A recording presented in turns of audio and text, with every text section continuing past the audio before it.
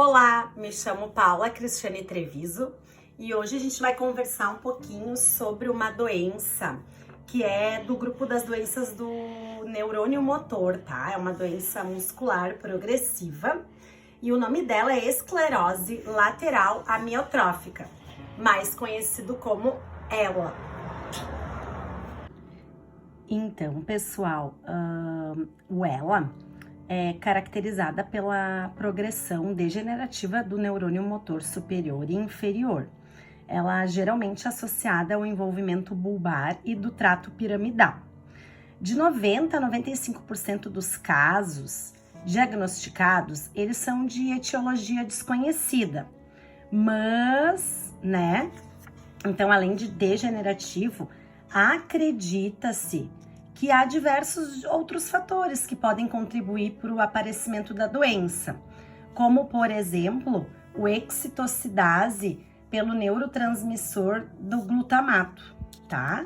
O acúmulo de neurofilamentos, a deficiência de fatores neutróficos e também pode ser por alterações da imunidade da pessoa, de algum trauma físico que ela possa ter tido, na sua vida, infecções virais, persistentes, além, pessoal, de fatores ambientais, químicos e físicos, tá?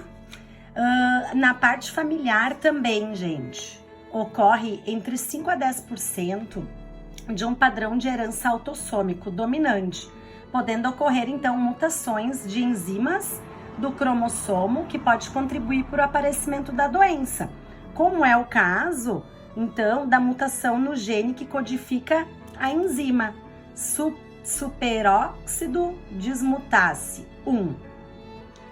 Gente, então nessa doença acontece uma morte precoce dos neurônios motores e começa a atingir os músculos, tá? Eles começam a ficar fracos e a pessoa começa a perder movimentos do corpo, tá? Ela enfraquece toda a atividade motora e é um dos marcos, então, da sintomatologia inicial da doença. Por exemplo, eu tenho uma vida normal e, de repente, eu caio de uma escada rolante, tá? Caí, sofri essa queda, depois eu tentei amarrar o meu cadarço, não consegui mais amarrar.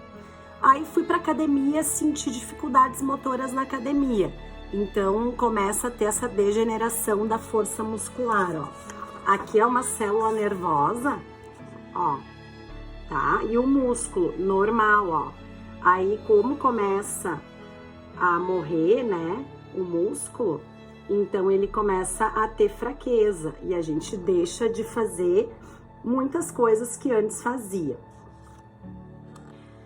As extremidades das mãos e dos pés são os primeiros segmentos a serem afetados, tá? Então, começa a causar dificuldades na vida diária, como eu havia falado. Como também abotoar os botões da roupa, se lavar, ter dificuldades de se levantar, de se abaixar, tá? E também, pessoal, depois começa a falhar os músculos do diafragma, da parte torácica, tá? Então, os doentes começam também a perder a capacidade de respirar, tá?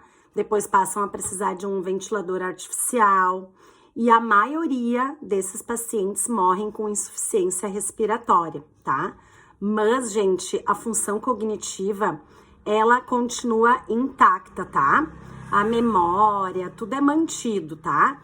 As partes sensitivas, tá? A visão, olfato, paladar, audição e o tato também, todos preservados.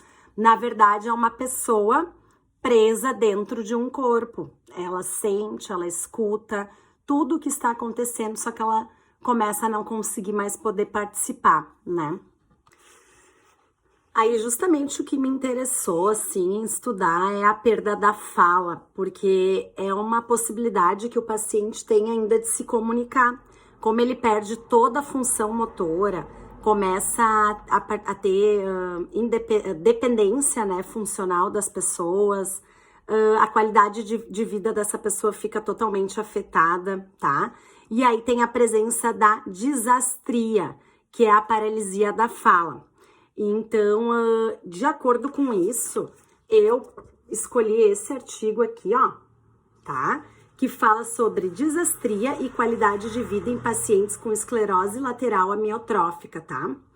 Porque eu acredito ser importante a gente, como fisioterapeuta, poder então ajudar essa pessoa a ter mais qualidade de vida. É um artigo de 2017. Então, esse artigo ele tem como objetivo analisar o impacto dessa desastria na qualidade de vida desses pacientes com ela. O método foi um estudo transversal comparativo, tá? Passou pelo comitê de ética, participaram 32 pessoas, tá? Eles coletaram dados, fizeram avaliações sobre um protocolo de avaliação, aplicaram questionário, tá?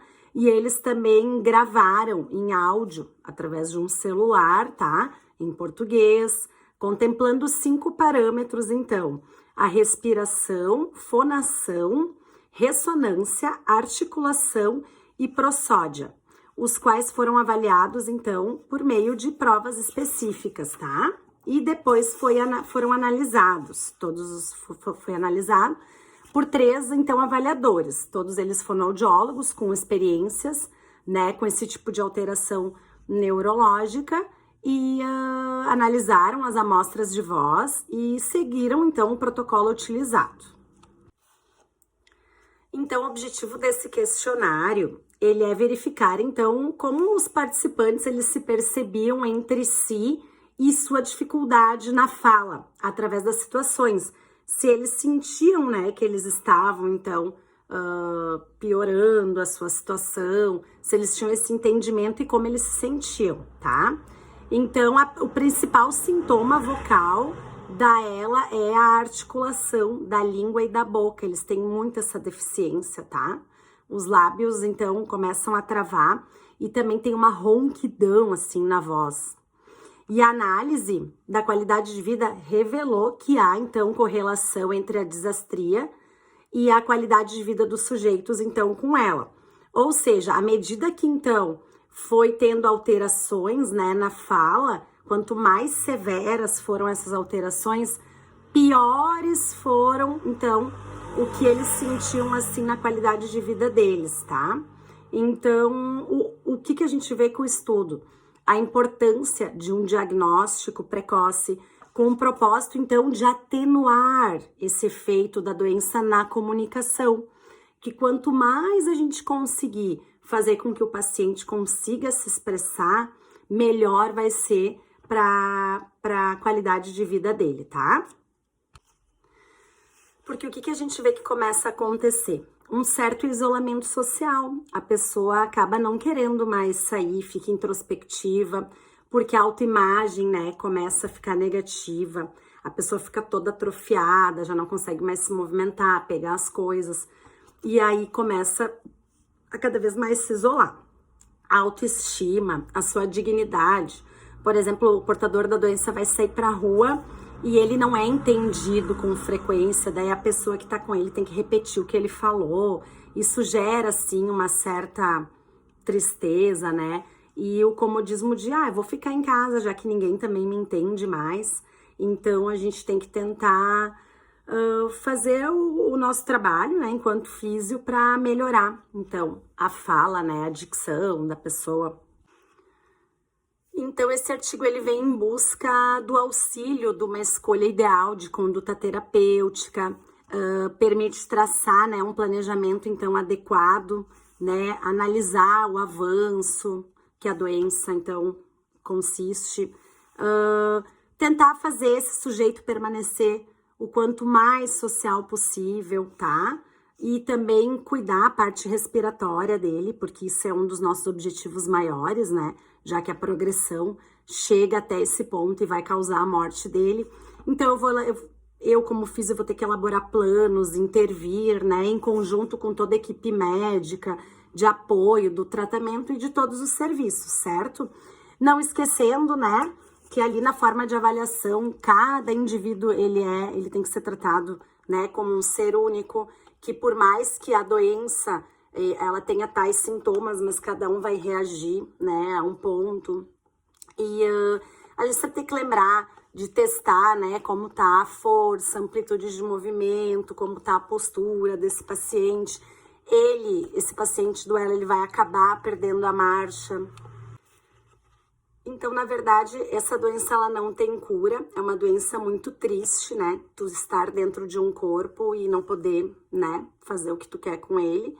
Mas o que a gente tem que fazer é melhorar a qualidade de vida dessa pessoa, tá? E deixar ela o quanto mais social possível, mais feliz, cuidar, né, de tudo que a gente pode e seguir em frente, né, com mais estudos e ver tudo que a gente pode conseguir fazer com toda a equipe médica. Um abraço, galera!